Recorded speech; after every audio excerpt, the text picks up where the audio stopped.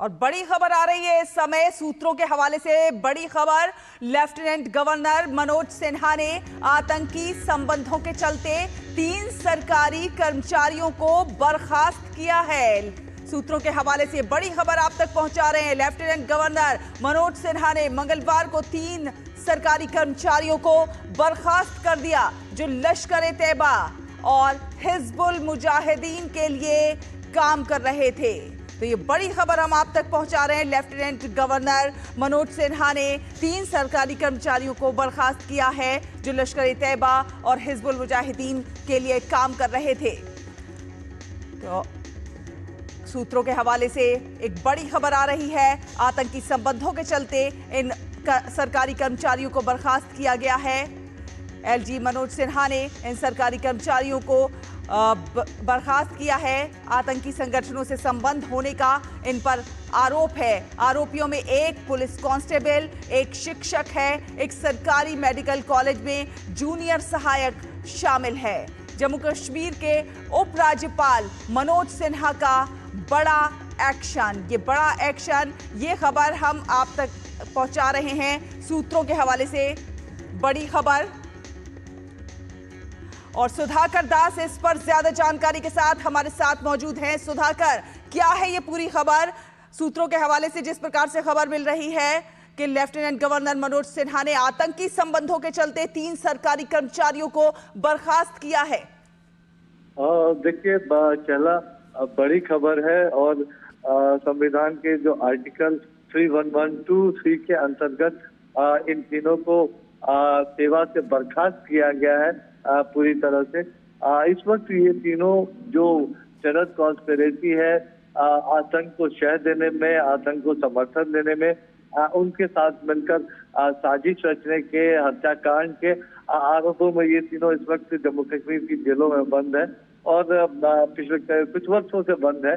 और उसके बाद ये बड़ी कार्रवाई ये मनोज सिन्हा की तरफ से हुई है। चला आपको बता दें, बीते साल 2020 के 24 अगस्त, बीते 4-5 वर्षों की बात की जाए तो कम से कम 75 जो ओवरग्राउंड वर्कर्स हैं या टेरर एसोसिएट्स आप कह सकते हैं, जो सरकार में रहकर और एक तरह से आतंकी संगठनों के लिए काम कर रहे थे, न सिर्फ उनकी पहचान की गई है बल्कि उनको नौकरी से बर्खास्त किया गया है।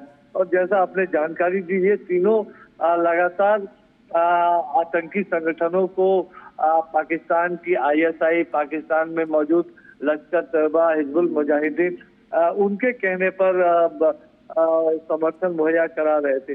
इसमें से एक अगर मलिक इशफाक नसीर की बात की जाए, जो पुलिस कांस्टेबल है, तो वो लश्कर-ए-तैयबा के साथ एक्टिवली इन्वॉल्व था।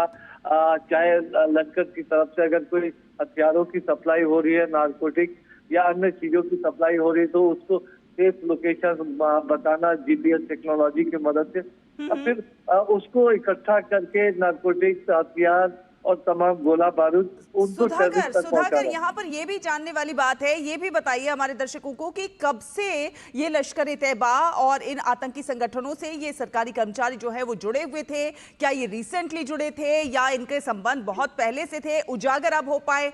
किस तरह से इनके संबंधों के बारे में पता चल सका? देखिए, चला अगर जो पुलिस कांस्टेबल इशफाक नसीर, उसको साल 2007 में जम्मू कश्मीर पुलिस में बतौर कांस्टेबल नियुक्त किया गया था।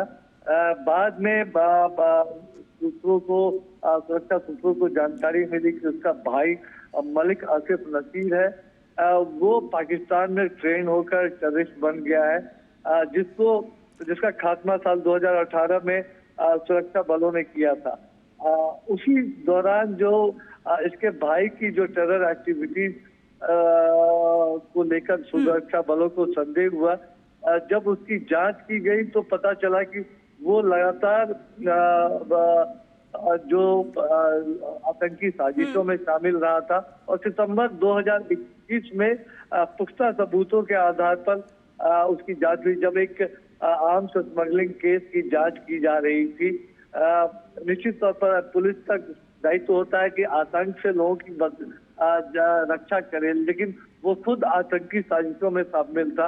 और जैसा मैंने बताया कि ये हथियार जो नारकोटिक्स जो सीमा पार से भारत में भेजे जा रहे थे, वो सुरक्षित भारत में कैसे पहुंचे आतंकी संगठनों की तरफ से, और उसके बाद यहाँ जो देश में जो आतंकी काम कर रहे हैं उन तक कैसे पहुंचाया जाए, उसमें वो इन्वॉल्व था। और लगातार लश्कर के बड़े आतंकियों के साथ, ISI के साथ वो लगातार इस कोऑर्डिनेशन में लगा हुआ था।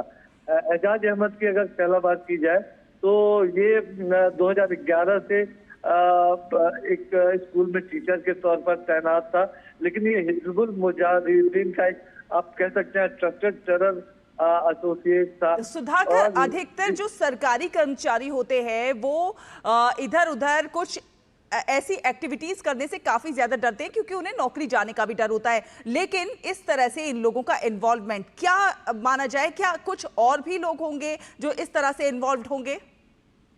देखिए, एक बड़े पैमाने पर आप कहें तो एक सफाई अभियान इस वक्त जम्मू कश्मीर में चलाया जा रहा है। और देखिए 10-11 साल पहले की साल 2014 से पहले जिस तरह की स्थितियां जम्मू कश्मीर में थी, और एक तरह का क्लोज लिंक शासन प्रशासन में जो इस तरह के आतंकी जिनके ऊपर दाग है, लगातार ऐसे लोग काम कर रहे थे, आरोपों के घेरे में थे, लेकिन उनकी जांच भी नहीं होती थी। और 2014 के बाद हम जानते हैं कि इसमें तेजी आई, और खासतौर से जब से आर्टिकल 370 हटा है जम्मू कश्मीर में, और हम जानते हैं LG मनोज सिन्हा के नेतृत्व में इस पर बहुत ज्यादा एक कार्रवाई हुई है।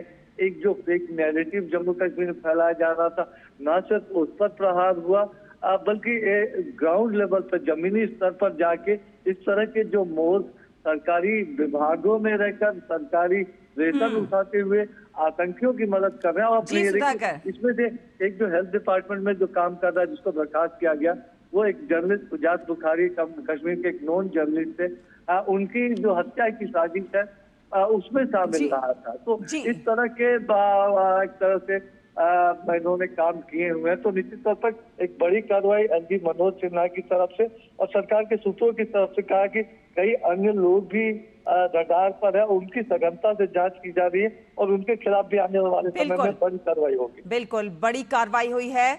आतंकी संबंधों के चलते 3 सरकारी कर्मचारियों को बर्खास्त किया गया है, और आगे भी इस तरह की कार्रवाई जो है वो लगातार जारी है। बहुत बहुत धन्यवाद सुधाकर, हमारे साथ जुड़ने के लिए, ये अपडेट हमारे दर्शकों से साझा करने के लिए। फिलहाल